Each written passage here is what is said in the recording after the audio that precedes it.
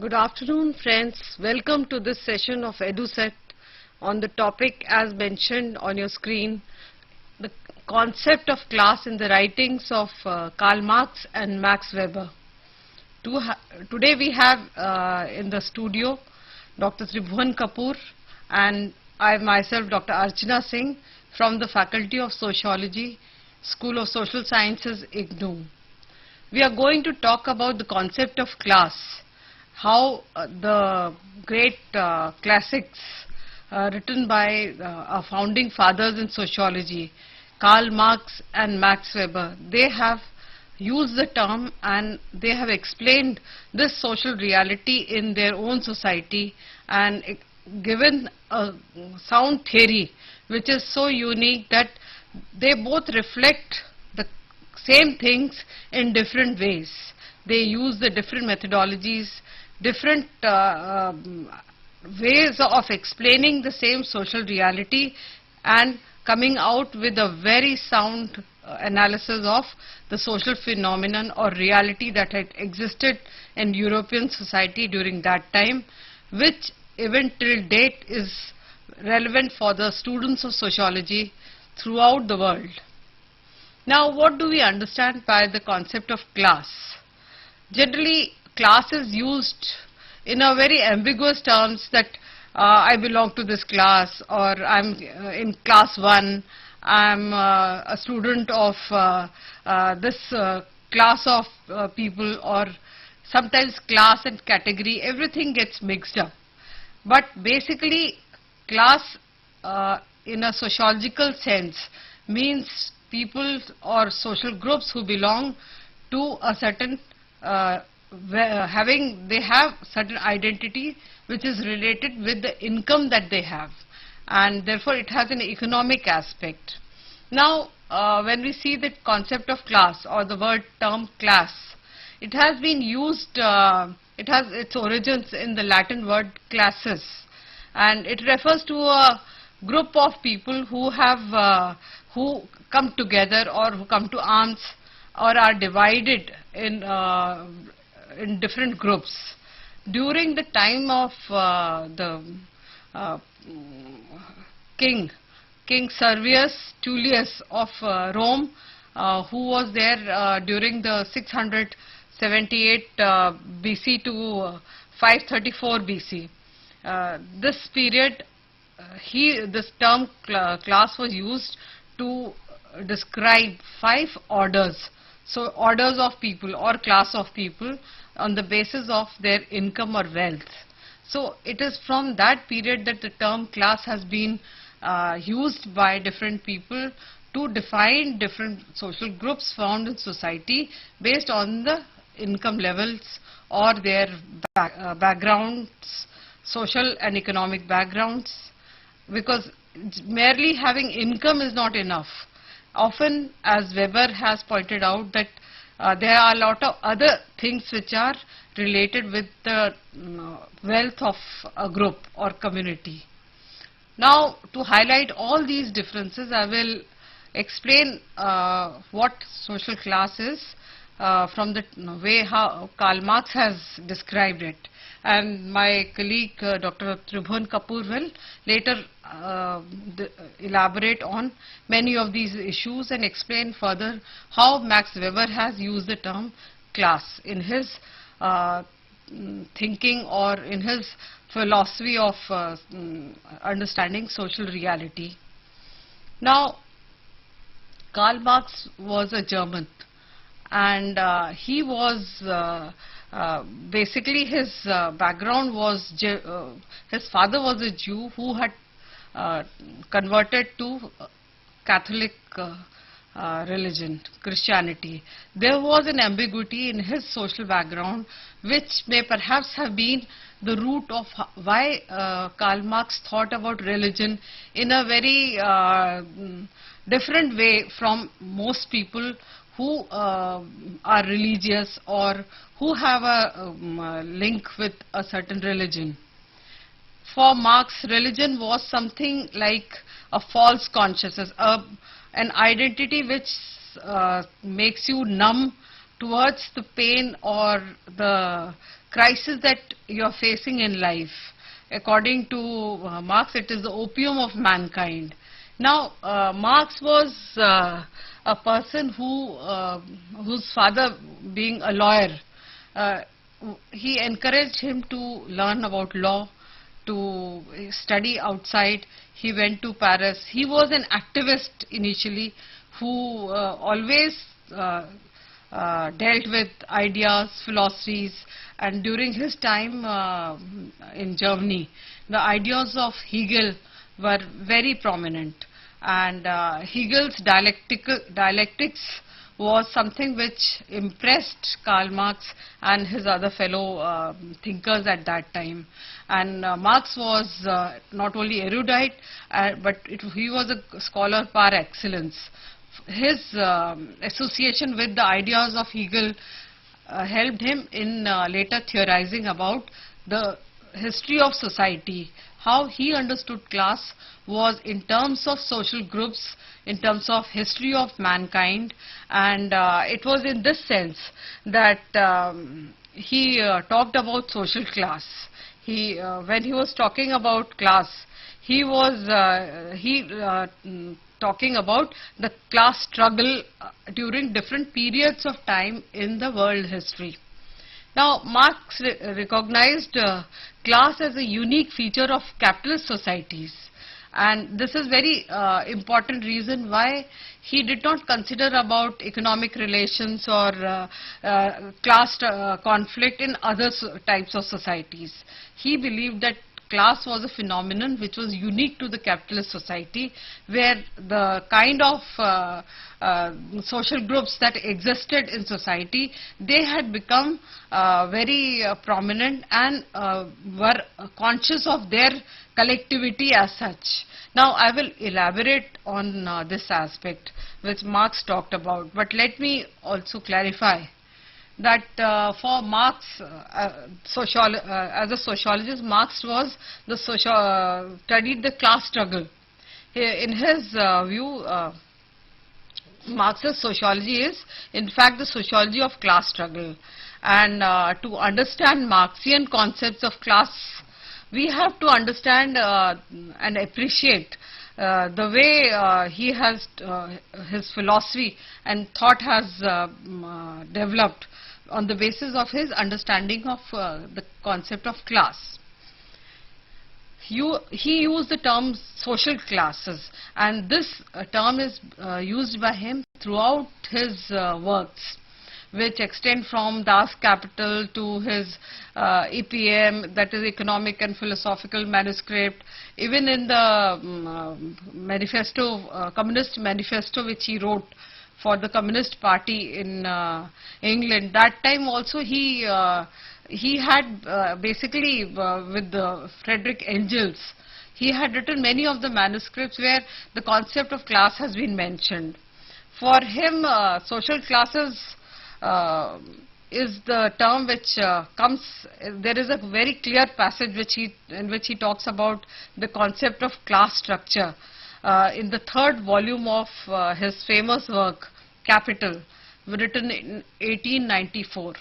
This concept of class structure he was talking about, it was, here he distinguished between three kinds of classes or that are existing in capitalist societies. He believed that in modern capitalist societies, there are one class of people called who own their own labor. Their source of income is their own labor, by which they earn their livelihood. The second class is the class of people who own the capital or those who are capitalists and they their source of income is profit or the surplus value that they gain from the kind of production that is done in their society. Now the third class of people are the landowners, and the landowners' source of income is the rent which they collect from the ownership of that land. So these three classes of people, they constitute the class structure of modern capitalist society according to Karl Marx. Now when we talk about the concept of class in Karl Marx in a broader sense, then we learn that he has basically talked about the human groups which depend on their own labor. That is those who do not have any property, or those who do not have any capital as such, and therefore they depend on the work that they do. They are the workers of the world, and they depend on their own labor. Now they are the have-nots in society, whom he has generally referred to as the proletariats. And the other side of society belongs to those who own property, who are the haves in the society, and they are called the bourgeoisie. Now bourgeoisie are the ones who control all the means of production, that is the tools, the capital, the land, and basically they are the owners of the forces of production that exist in the capitalist society. And as such, their relation with the labor that exists, who depends on the capitalists or the haves for their livelihood, is more of a conflictual relationship than of any consensus. And as such, the societies which he has talked about, they are divided in these two groups, social groups, the haves and the have-nots. And as such, Marx has talked about, he asks what is it that determines the kind of conflict or the classes that exist in different societies. What is it that determines the different classes? Now, Marx believes that class itself is how the social groups, they are related with the relations of production. But this consciousness of relation to the forces of production is an objective factor, and as such the people who are there in that class, they are merely a category of people, but they become a class. They are only class in itself. There is a distinction that Marx makes between the objective aspect of class, that is the class in itself, and the subjective aspect of class, that is the class for itself. It is only when this class of people become aware about this relationship that they have with the forces of production. Otherwise, you know, for example, one can say that the way in a factory, the workers, they relate with their relation with the forces of production, or the mode of production is with the kind of work that they are doing in that factory, or with the owners of that factory, the capitalists. And the same way the capitalists have a relationship with the factory itself, that is the physical aspect, and the labor that works in that factory. So as such, there are two different classes that exist, but they become a subjective aspect of this is only when the workers, they become conscious of their belonging to this group, that they identify as a collectivity with this group. Then they become a class for itself. And this class for itself is very important aspect of the kind of consciousness that develops in capitalist society, because this class for itself helps the people to take collective action. And this collective action is the revolution which he is hinting at this level, that which takes place between the haves and the have-nots in different periods of time. Now, Karl Marx has talked about social class in terms of different stages of human history. And here, as I had mentioned in the beginning, that he was influenced by Hegel and Hegel's dialectics, that is thesis, antithesis and synthesis. Marx used Hegelian ideas. Hegel's ideas are basically idealistic. There was idealism in it. But Marx's practical application of the Hegelian idea was such that he considered different periods of human history and found that from the beginning of human history, when there used to be simple societies, primitive societies, there was, he defined it into four groups. The first was the primitive communal stage. Second was the stage of slavery, and third stage was the feudal stage, and the fourth stage was the capitalist stage, based on the mode of production. And mode of production is something which is very crucial to Karl Marx's theory of class and class struggle, because it was from the beginning he has talked about the mode of production, which determines the kind of changes that takes place in different societies. And mode of production is made up of the forces of production as well as the relations of production. And forces of production is like the capital that is used, the land, the physical aspect of the production process itself. And the relations of production follow from this base structure of economic structure of the societies, different societies, and they keep changing according to this relationship between the forces of production and the relations of production.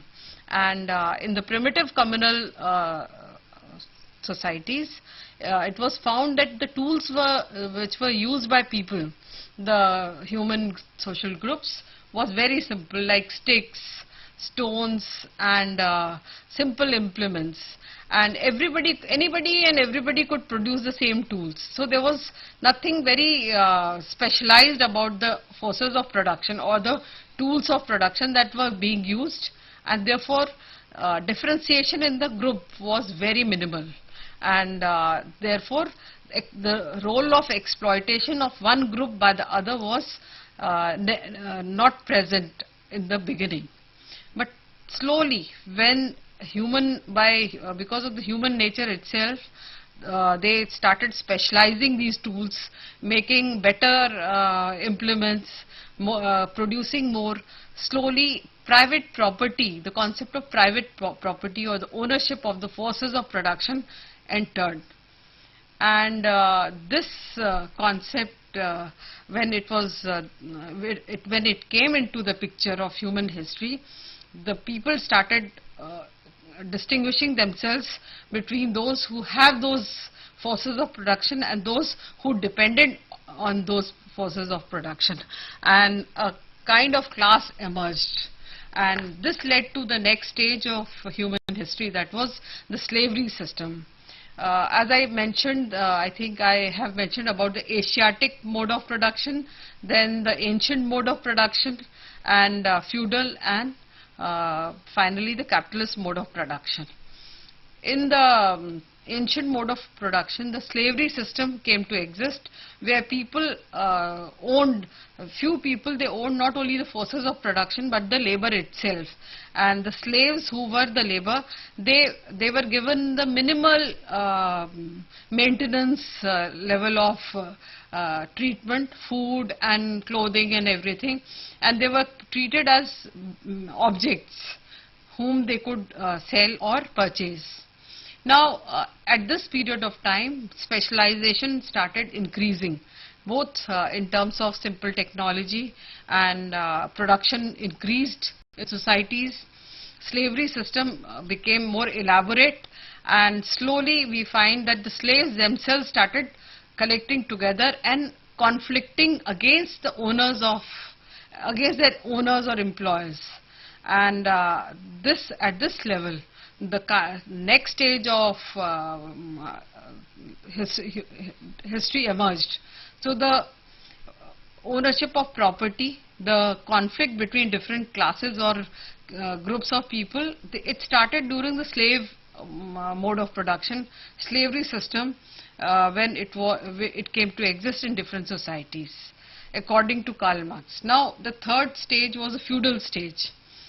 During the feudal stage, the evolution of this economic structure was such that the land became the most prominent feature, and the slaves, they turned into serfs or the vassals, as it was found in the European societies. These serfs and vassals, they were owned by the lord of the manor, who owned the land, the property, and as such both of them were tied to the land, the lord as well as the serfs and their progenies. So it was an inherited aspect of ownership of property and those who depended on that property. The serfs at this period were not free, but they were producing and doing a lot of agricultural work which produced surplus. Now this surplus which was generated slowly started helping in formation of capital. During this capital formation and the conflict of the serfs against their landlords for better rights, better living and more freedom, slowly there was a movement towards the cities, the new technologies that developed due to the industrial revolution in Europe, that all caused this shift of this stage of society from the feudal system to the capitalist system. The capitalist societies, which was based mostly on the industrialization and its product of factory system, where a large number of labor was involved in doing mechanical jobs and producing masses of goods.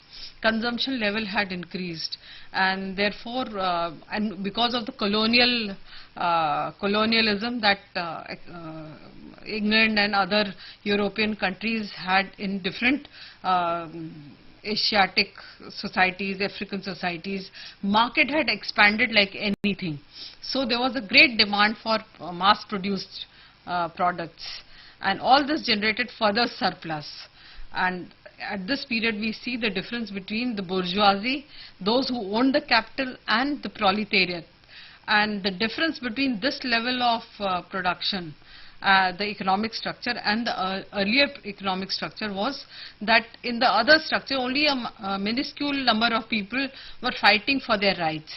But in the capitalist society, the consciousness of being a class for itself was generated amongst the proletariats, was for the majority of the people to benefit by the conflict between the bourgeoisie and the proletariat. So according to Marx, the seed of revolution was there in the feudal society itself, which led to the development of the revolutionary movement in the capitalist societies. Now, by extending his discussion about capitalist societies, Karl Marx has visualized of a fifth stage of revolution, that is the communism level.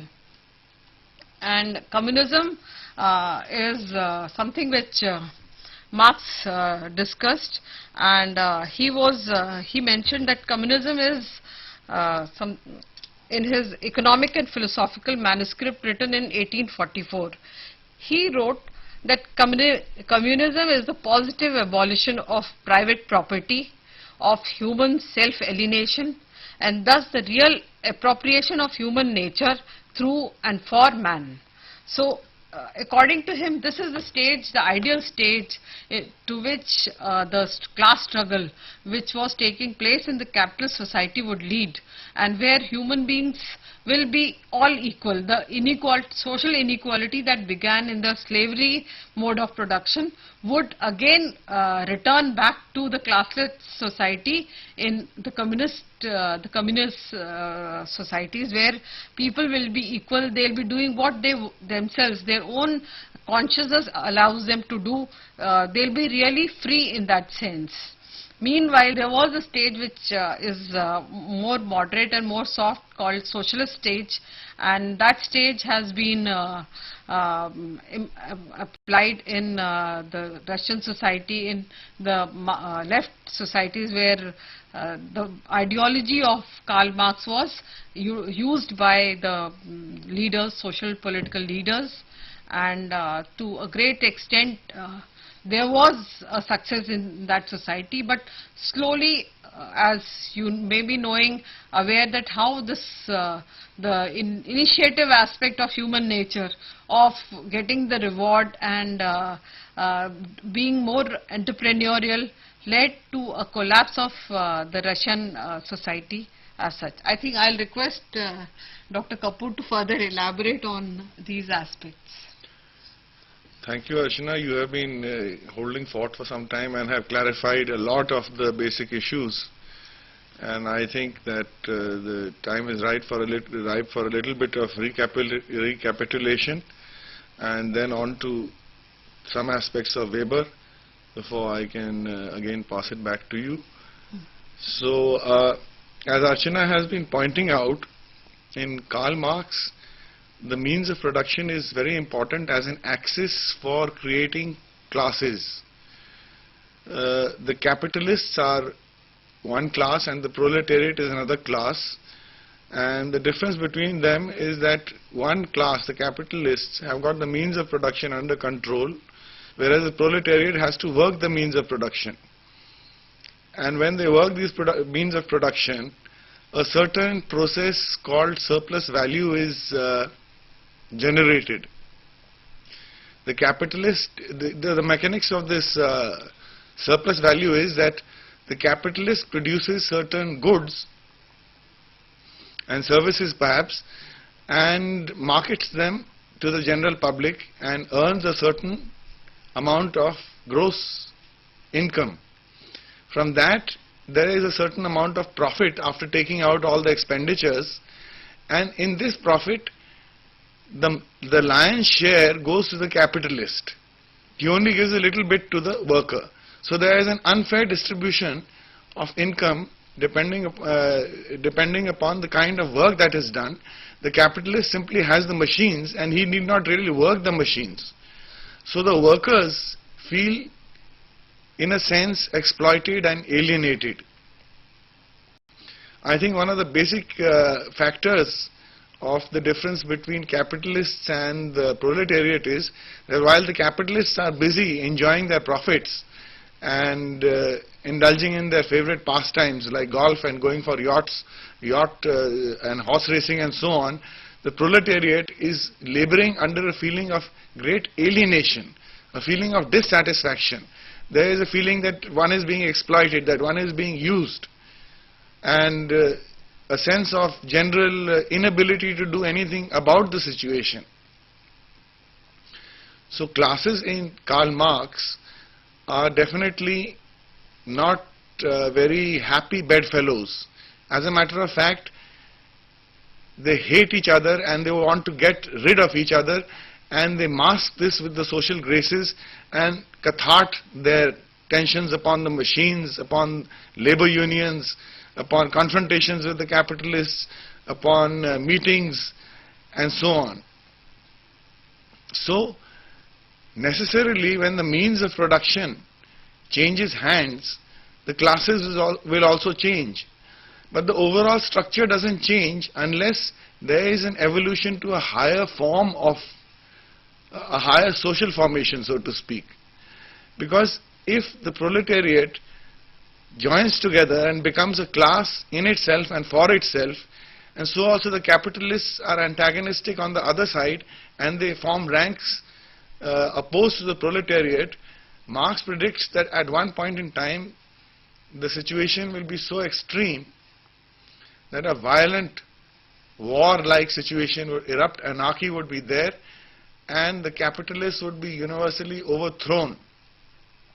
I say universally because the schema is not supposed to be representative of any particular country alone, but it's like world communism will come about at some stage when the world workers of the world will unite and overthrow the capitalists of the world. So this is what we call a grand theory. It's not applicable locally only. It's applicable to all industrialized nations. Now over time what has happened is that a lot of discussion has taken place about Marx, and we have to go on to Weber also. Things haven't worked out exactly the way in which he envisioned. However, the concepts in which he worked have proved very useful for social scientists, and his contributions have therefore become very original and what they call seminal contributions, full of ideas, full of insights.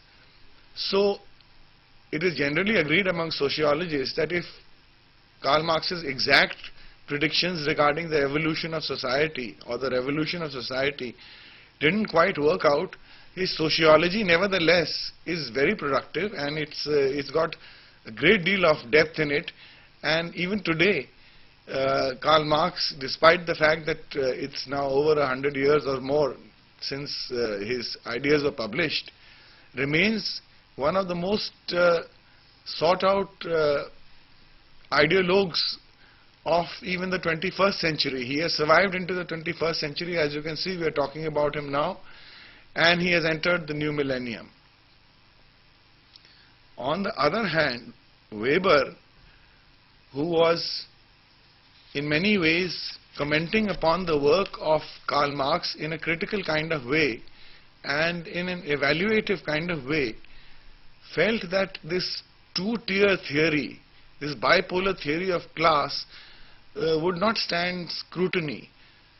Marx concentrated mainly on economics and social relations generated by economics, and Weber also wrote on economic development and economic aspects of society, and he felt that class has much more to do with life chances, lifestyle, certain layers of language, certain layers of culture, certain layers of religion and behavior.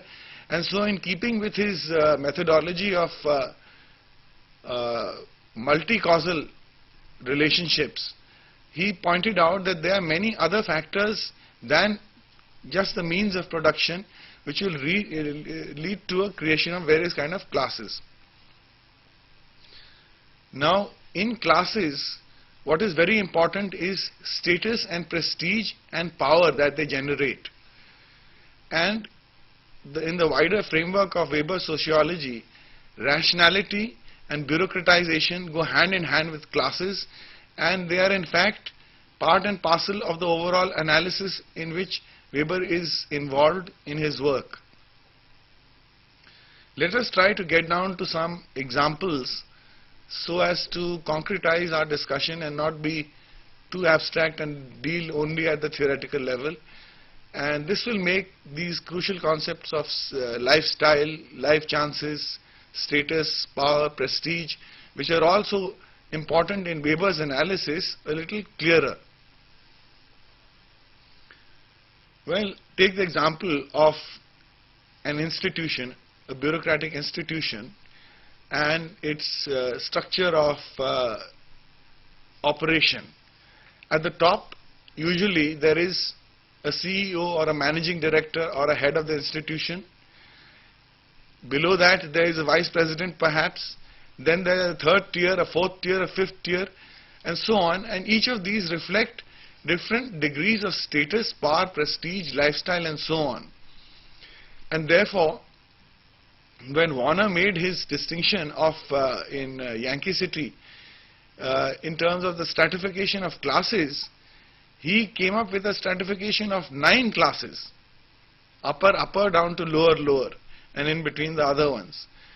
So it has become obvious that classes do exist, but how many of them exist is difficult to find out, because we have to categorize them according to different kinds of variables. If we categorize classes according to class for itself, class in itself, you can have 9 classes in themselves, but can you really have 9 classes for themselves, and 9 different kinds of consciousness, 9 different kinds of class? Well, Warner says yes, it's possible. But mostly the schema has stuck to 3 or 4 classes, 5 classes, if they are statistical classes, and otherwise. Now, getting back to our example, the CEO has the greatest prestige, the greatest power. His life chances of shifting his job and getting a better job are even higher than the others. Whereas, as we go down the ranking scale, this starts differing. The life chances start becoming reduced, the power and the prestige starts getting reduced, the status is reduced, and even the status symbols. Status symbols are very important in classes because a class demonstrates its unity, its self-consciousness, its being for itself by the use of status symbols. The CEO of an important multinational would not be seen in a Maruti 800 car as his official car to transport him from one place to the other. He would have to have something like a Mercedes or maybe a Pajero or a Sonata. These are not simply aspects of trying to impress others, but they are emblematic of a particular class. They indicate a certain amount of power and prestige, an ability to afford and command certain economic resources. So Weber dealt with all of these factors within the framework of rationality and bureaucratization. In terms of rationality, there are rules and regulations within each class as to how they have to behave, and these are quite like the rules and regulations in a bureaucratic organization.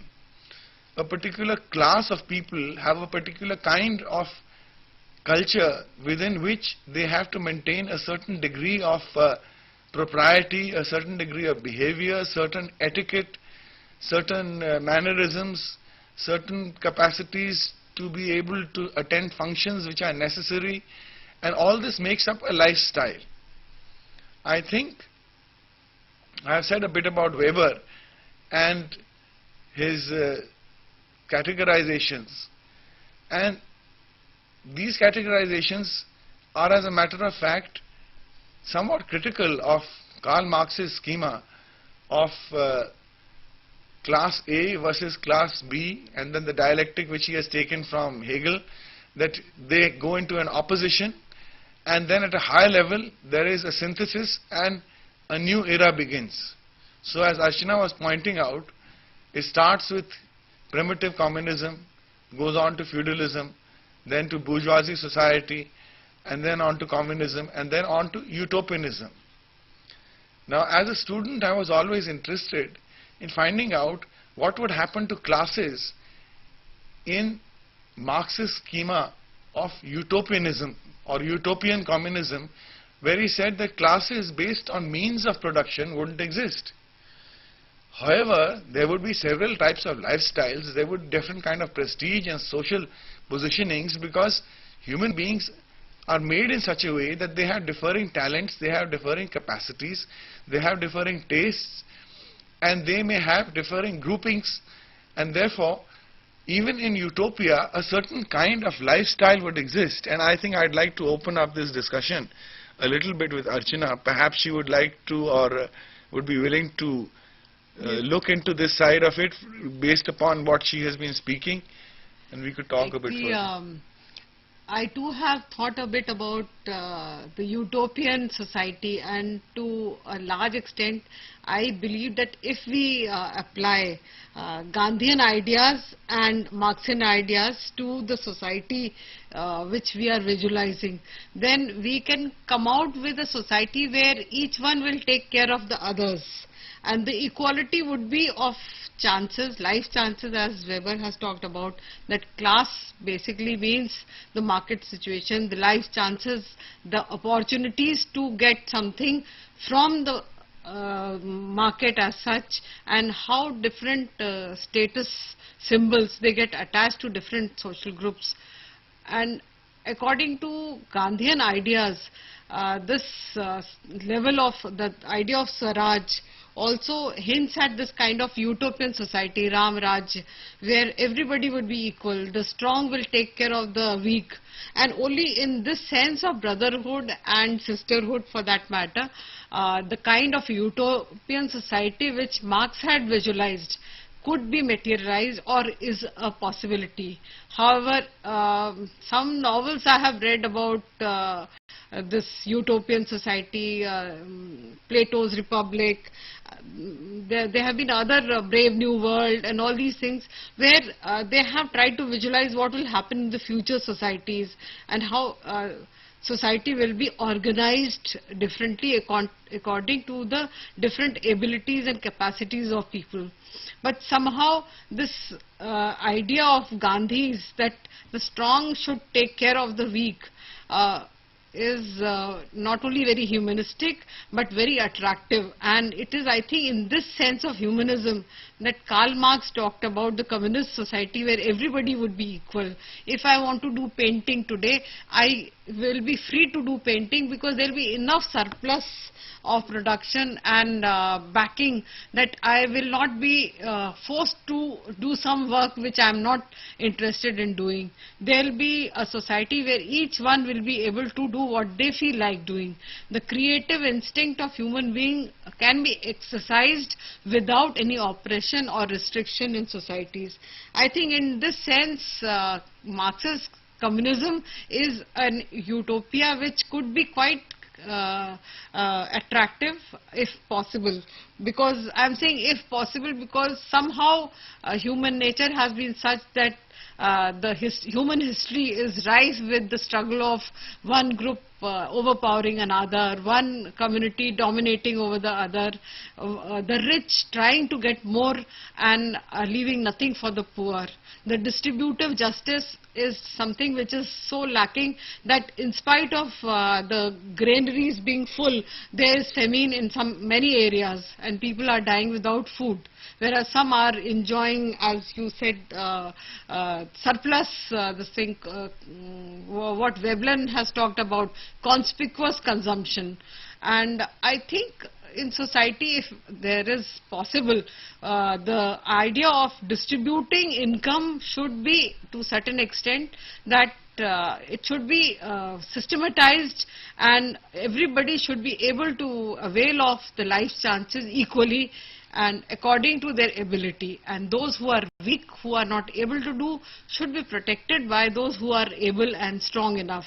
So I believe that welfare state and the enterprising nature of the people who are able could be of a great help to people in materializing this concept of utopia or communism that Marx talked about.